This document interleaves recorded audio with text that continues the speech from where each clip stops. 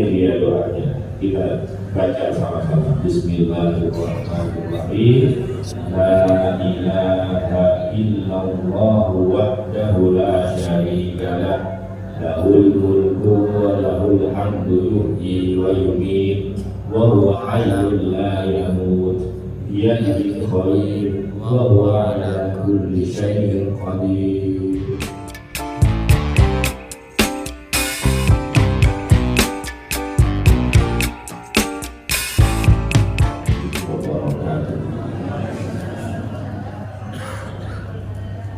Bismillah, alhamdulillah, wassalatu wassalamu ala rasulillah Sayyidina Muhammad ibn Abdullah wa ala alihi wa sahbihi wa mawala ma'afa'ad Hadratal Muhtaramin, para ahli, para ulama, para sepuh, tidak sepuh, haji sepuh, yang kamu muliakan seluruh jamaah, para bapak, ibu, hadirin hadirat rahimahullah, alhamdulillah, syukurillah.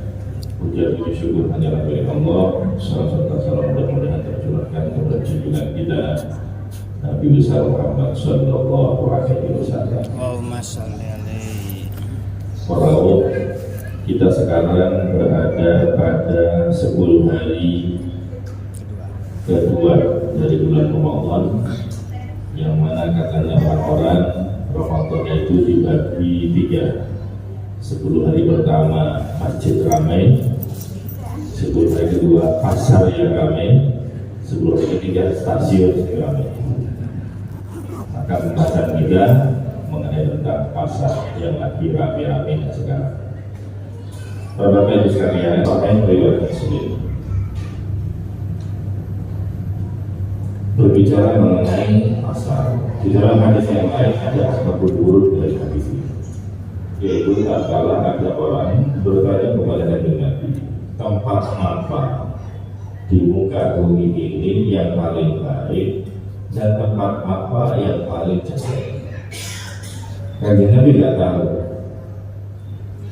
Akhirnya Nabi tanya sama mereka Jibril. Mereka Jibril ditanya, tidak tahu juga. Mereka Jibril tanya sama Allah Subhanahu Wa Taala. Allah kasih tahu mereka Jibril, mereka Jibril ngasih tahu kepada Nabi, dan Nabi ngasih tahu kepada sahabat yang banyak, setelahnya ngasih tahu kepada orang setelahnya sampai kepada malam ini hadisnya. Apa jawabannya? Baginda Nabi bersabda, "Ahabbul bilad ilallahi masajiduha."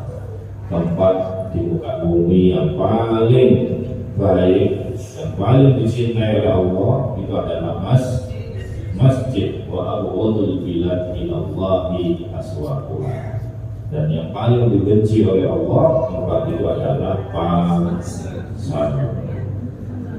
Salah cari dulu ya, ini jangan Nabi Muhammad SAW itu berasal dari Allah Subhanahu Wa Taala. Tapi pun dipotong saat ini, jangan masih ada terusannya.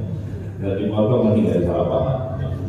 Kalau lalu uang Jumatan, kawan masjid, istiqomahnya ini mulai diisi. Kapan-kapan yang turun. Macam-macam boleh, sampai loh, kalau dah ya lupa. Kalau menurutku, siapa dah? Bila orang saya dah, buatnya tempat saja. Kalau sandal dia kalau sandal itu loh, apa tu? Loh itu barokah. Coba barokah. Ya itu mau jadi Pak Kiai Jumatan. Assalamualaikum warahmatullahi wabarakatuh. Hadirin jamaah rahmatullah, mari kita ambil yang baik-baik, buang yang jelek-jelek. Mantu ke masjid, Pak, itu bersandar baik-baik. Baik pun jelek ditinggal saja. Ini dipotong-potong ada yang salah Pak. Maksudnya harus diterusi. Kalau Pak sekalian yang dirahmati Allah Subhanahu Wa Taala, bukan berarti kalau pasar itu tempatnya jelek, tidak boleh didatang. Bagaimana tidak semua nabi itu datang ke pasar. Pun dulu, para nabi itu datang ke pasar. Orang-orang dulu, mereka itu sama mengejek nabi. Oh nabi waktu orang pasar, oh nabi waktu makan. Dikira nabi itu makan sedang makan. Maka untuk menjawab pernyataan tersebut dan menerangkan bahwa itu pernyataan yang keliru, maka Allah Subhanahu wa taala menjelaskan dalam surah Al-Furqan ayat 20, "Wa ma arsalna qablaka minal mursalin illa innahum la ya'kuluna at-ta'am wa yamshuna fil aswaq." Tidaklah kami mengutus utusan-utusan rasul-rasul nabi-nabi sebelum engkau, sebelum Nabi Muhammad SAW, kecuali mereka semua ya'kuluna at-ta'am, mereka makan makanan, wa yamshuna fil aswaq, mereka juga berjalan di pasar-pasar. Maka bukan hal yang tercela datang ke pasar, meskipun pasar itu sendiri adalah tempat yang paling dibenci oleh Allah Subhanahu wa taala. Tapi kalau yang terang pasar berarti sampai itu tidak sampai orang mati. Maka disebutkan oleh para ulama, man taraka su dzahaba murqatuhu wa sa'ala khuluquhu. Wong harus kembali pasar. Kok mereka gak ke orang pasar? Dia meninggalkan pasar, maka harga dirinya akan hilang dan akhlaknya akan jelek. Sehingga Ibrahim bin Yusuf dia kemudian berpesan, "Alaika bis-suq fa innahu 'azza li sahibi." Maka tetaplah kamu ada di pasar, tinggal cari pasar benar pasar, karena itu akan menjadikan orang yang mulia. Maksudnya dengan pekerjaan tersebut. Dan salam sulit mau minta ke orang pasar, tak kerja mau nganggur doa, ini repot. Wah rasanya Allah membenci pasar, dan aku yang memainkan kerjaan pasar. Inna Allah Ta'ala yuhibbu kulla mu'minin muhtarif 'alal iyal. Sesungguhnya Allah mencintai orang mukmin yang dia bekerja muhtarif, orang yang punya hirfah, punya profesi, punya pekerjaan 'alal iyal, dan itu menanggung orang-orang yang menjadi tanggungannya. Wala yuhibbul fari was-sahi. Allah tidak menyukai orang yang nganggur lagi sehat, cek mau nganggur. La fi amal dunia, tidak sibuk urusan dunia, wala fi amal akhirah, dan tidak juga sibuk urusan akhirat. Maka sering saya sampaikan kepada santri yang kali boyo, kamu boleh kalau bersuara boleh, tapi pesanku ojo nganggur di rumah. Kamu jangan nganggur di rumah. Bagaimana maksudnya? Kalau kamu tidak sibuk bekerja urusan dunia, boleh koyo. Karena melamar pekerjaan misalnya sulit, gak ada lapangan pekerjaan, belum bekerja, jangan kamu nganggur, masuk mana? Wiri tono sinate, ojo wangi sambil bertakku. Dua itu sering nganggur. Mereka sibuk urusan dunia, sibuk urusan akhirat, itu gak nganggur. Maka gak ada santri nganggur. Si nganggur itu bisa kerja, ya kita mau turun, ya kita nganggur itu yang dibenci oleh Allah, tidak dicintai oleh Allah. Al-Farid, orang yang menganggur, as-sahih, badannya sehat. Di dalam Islam itu semuanya bisa bernilai ibadah, tergantung niatnya. Innamal a'mal binniyat. Maka yang namanya bekerja di dalam Islam bukan hanya sholat, bukan hanya puasa, bukan hanya bersedekah, bukan hanya wiridan, tapi orang bekerja pun itu juga bernilai ibadah, mendatangkan pahala. Satu ketika baginda Nabi Muhammad SAW berjalan bersama para sahabat, kemudian bertemu dengan orang pedesaan A'rabi yang dia masih muda, gempar, kuat. Nah, orang ini memegang kapak. Kemudian para sahabat itu melihat ada pemuda tadi, kemudian mengatakan, "Waduh, emang temen yo, arek nom-noman. Seandainya kekuatannya dibuat untuk jihad fisabilillah, niscaya pahalanya sangat besar." Maka kemudian Rasul menimpali ucapan tersebut. Beliau bersabda, "Inka yasna ala abawaini kabiraini liyuqimahuma fa fisabilillah." Kalau memang pemuda itu keluar dari rumah itu untuk mencari uangnya untuk membiayai kedua orang tuanya yang sudah lanjut usia, yang sudah renta, yang sudah lemah, supaya bisa bertahan hidup dan memenuhi kebutuhannya, fahuwa fi sabilillah. Maka pemuda tadi keluar rumah seperti keluar ke medan perang, jihad fi sabilillah. Seandainya pemuda itu keluar rumah untuk mencari uangnya untuk menafkahi anak-anak yang masih kecil, maka keluarnya pun dari rumah itu bernilai jihad fi sabilillah. Kalau dia tidak punya orang tua, tidak punya anak, tetap bekerja untuk apa? Untuk mencukupi dirinya sendiri sehingga dia tidak meminta-minta kepada orang lain, tidak menjadi beban hidup orang lain, maka keluarnya pun dari rumah itu termasuk jihad fi sabilillah. Baru kalau orang itu keluar rumah niatnya bekerja cari uang, kalau sudah dapat uang sombong-sombongan, suki-sukian kalau sombone, sukses-suksesan kalau dulure, maka bukan jihad fi sabilillah, bahwa fi sabilis syaitan. Itu berarti bicaranya api-apian omah, api-apian sepeda, api-apian kendaraan, api-apian kerja niku bunga setan. Jadi pada kerja di dalam niat, niku diperiksa niat itu kami saja sampai keliru. Maka kalau panjenengan niatnya benar, panjenengan keluar rumah itu bernilai ibadah. Pun sore katakan Nabi, man amsa kalan ala amal yadai amsa mafurlah. Barang siapa di sore hari dia itu datang ke rumah capek karena pekerjaannya, maka di sore hari itu Allah akan mengampuni dosa-dosanya. Menurut itu niatnya di foto. Mulai itu ulama-ulama sini saking teko pentingnya niat, memperhatikan niat. Ada seorang ulama di keluar rumah, begitu agak jauh, balik lagi ke rumah. Lapo, lali niat. Iya, udah teko mana niat balik. Kira-kira yang sakit waktu nanti ini balik.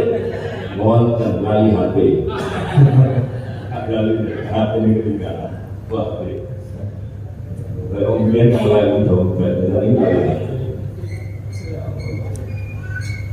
yang baik. Kalau anjingnya keluar rumah sudah diniati dengan niat yang baik, maka jangan lupa datang ke pasar itu satu kesempatan meraih pahala yang banyak.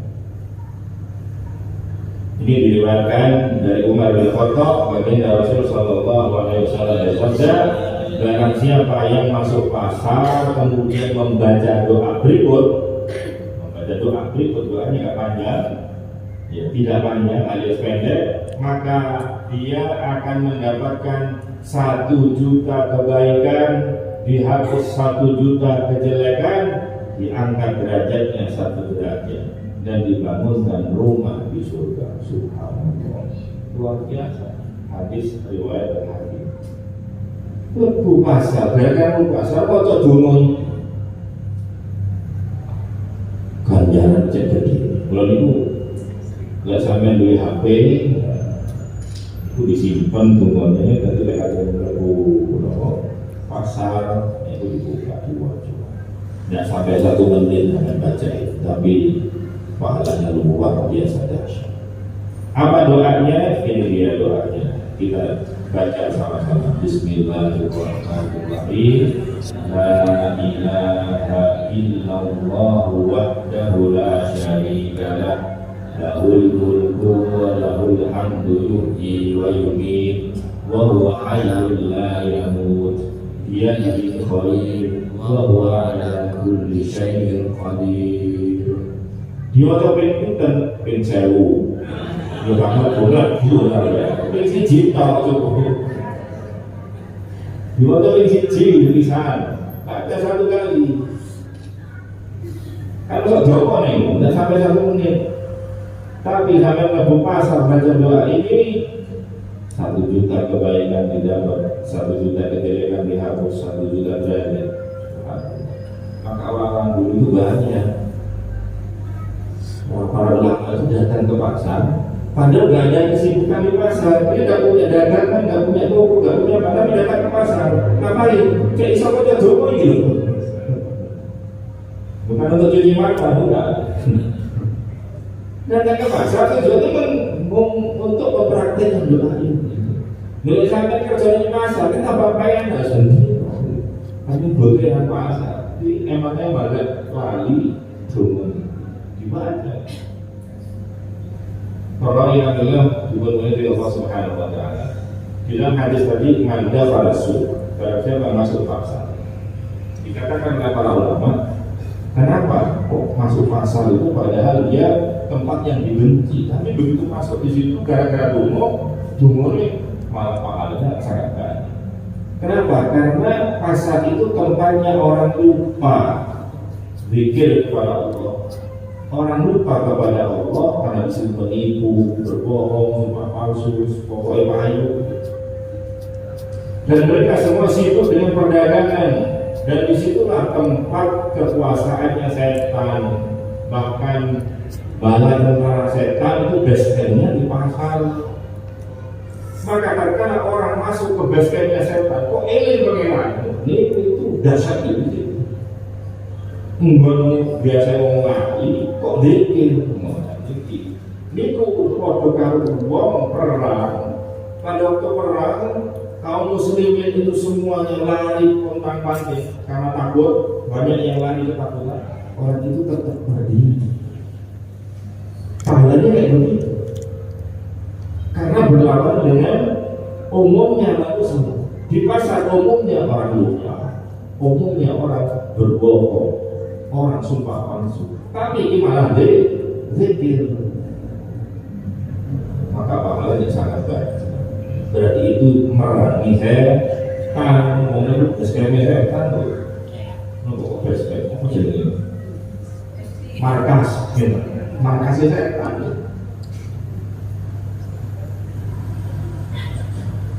Orang yang mengambil dibuat dengan Allah Subhanahu Wa Taala. Sayyidina Ali karramallahu wajhahu radhiyallahu ta'ala, dia pernah mukeng-mukeng, ya keliling-keliling dalam satu pasar Kufah sambil membawa pecut. Kenapa pecut ini? Cambuk, bawa pecut. Sambil berkata, "Ma'asyiral tujar, para pedagang, khudul haqqa taslamu." Ambillah hakmu, kamu akan selamanya. Jangan engkau menolak rezeki yang sedikit. Karena kau menolak rezeki yang sedikit, kau akan terhalang dari rezeki yang besar. Orang Cina itu biasanya pedagang-pedagang Cina itu ngapain dikit? Karena dikit habis, bila dijumlah ya apa bisa? Bila mau jawab enggak? Kayak dodolan modus menetapkan limit marginnya itu ketinggian. Tapi kalau sih buku aja. Abdurrahman bin Auf, Abdurrahman bin Auf itu sahabat yang paling sombong, termasuk miliunernya sahabat, dan dia bekerja mulai nol, mulai dari nol. Katanya orang-orang itu lihat bojo, mau metode ini jarang sing gelem, mulai dari nol. Nah, yang kepingin sing gelem dari nol, boleh wong wedok pegawai SPBU. Mesti dia mulai dari nol ya.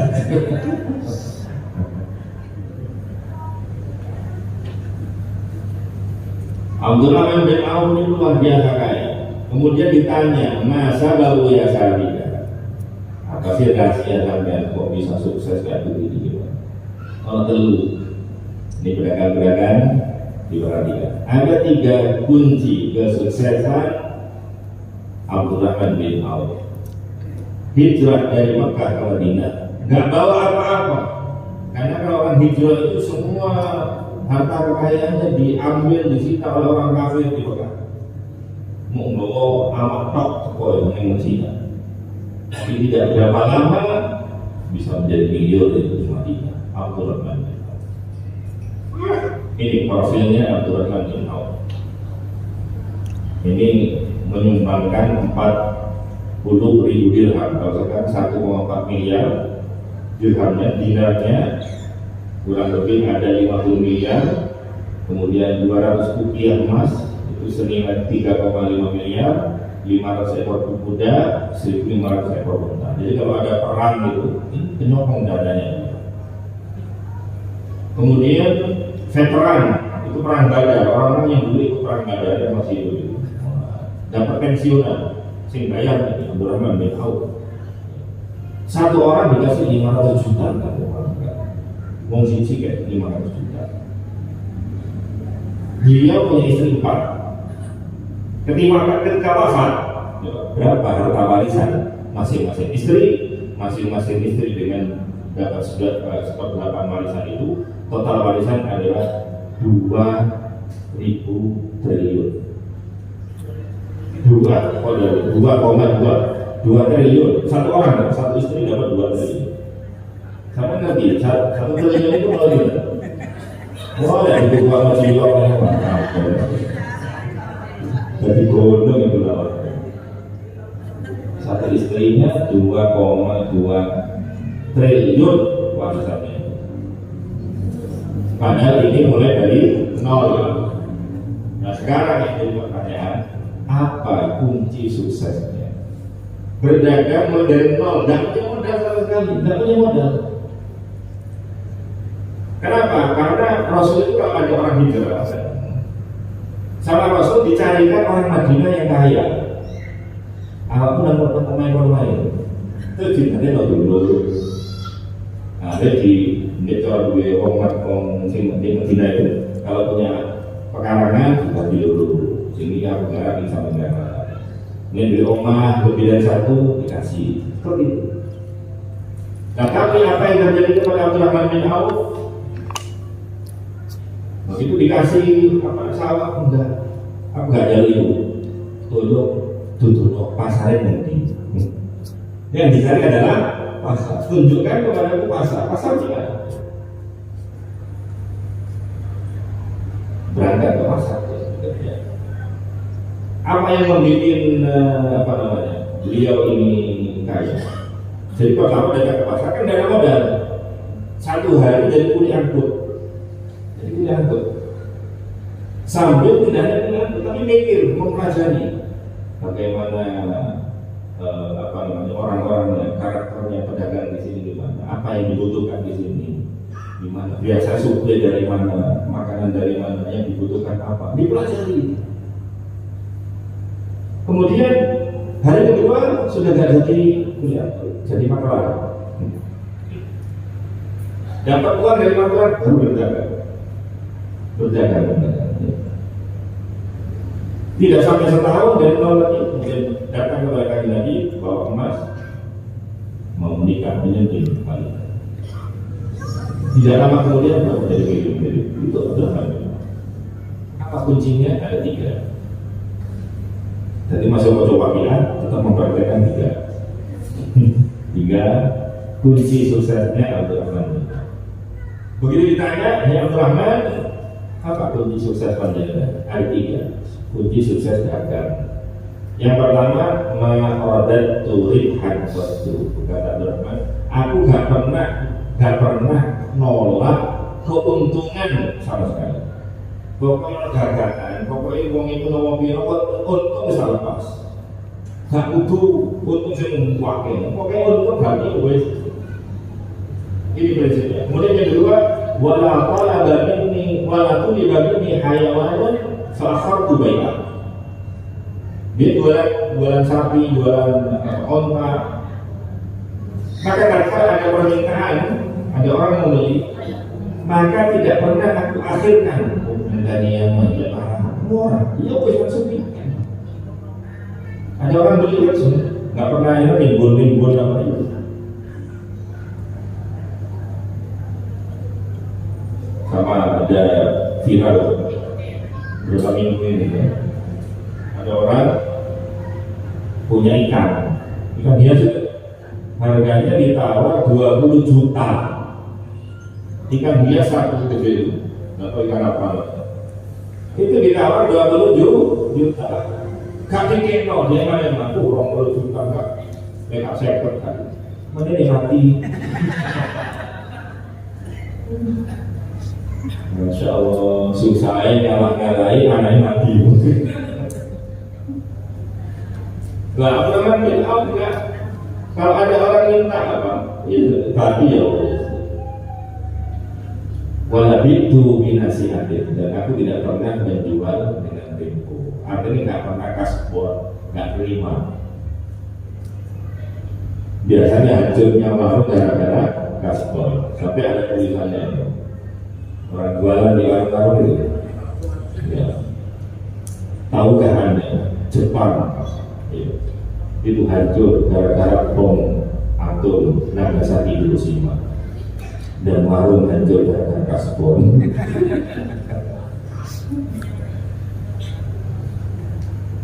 Bahkan pernah beliau itu menjual apa namanya onta 1000 onta. Beliau gak ganti. Jadi misalnya satu onta 50 juta, dijual 50 juta. Berarti apa? Berarti tali itu. Berarti tali itu apa sih? Tampar. Berarti tampar. Bila saya berarti kan saya utang. Tampar. Saya tampar itu akhirnya di dosa tampar harganya biar 1 dirham. Kalau dirham sekarang 60.000. 60.000 kali 1.000 berapa? 60 juta ya. Kan kau ganti, kau unton, kau ganti berapa? Tambah. Satu kemudian yang kedua, itu kalau belum diambil sama awalnya, itu 1 hari kan tangan. Itu membayar. Berarti keuntungan dari makannya itu, rumputnya itu, makani hewan ternaknya berapa hari kali sih 1 juta. Jadi dari kontennya enggak kali, tapi dari